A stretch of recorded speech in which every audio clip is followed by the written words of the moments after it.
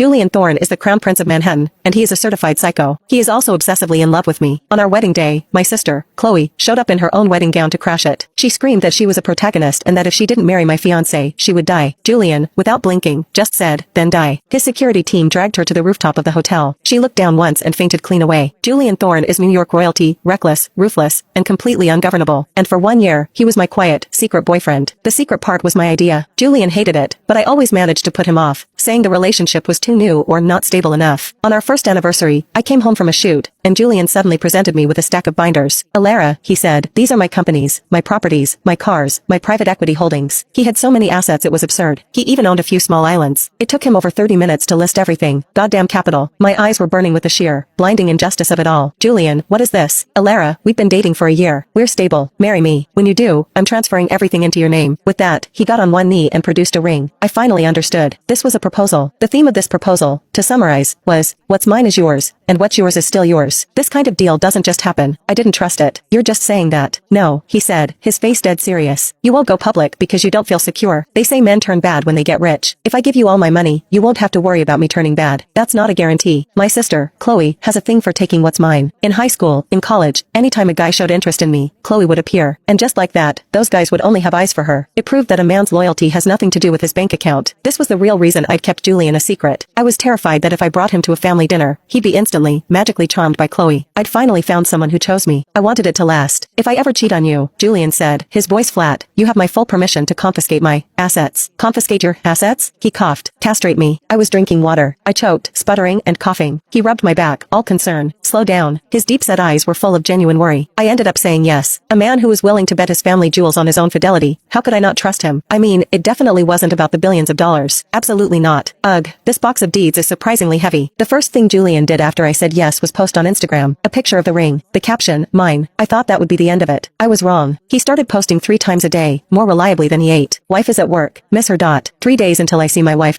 Woke up to this. Hashtag blessed. Hashtag no filter. The captions were so sappy I couldn't even read them. He's Julian Thorne. The comments section was just a sea of fawning OMG goals. I was embarrassed. He was defensive. I'm making up for a year of lost time. I texted back, whatever makes you happy.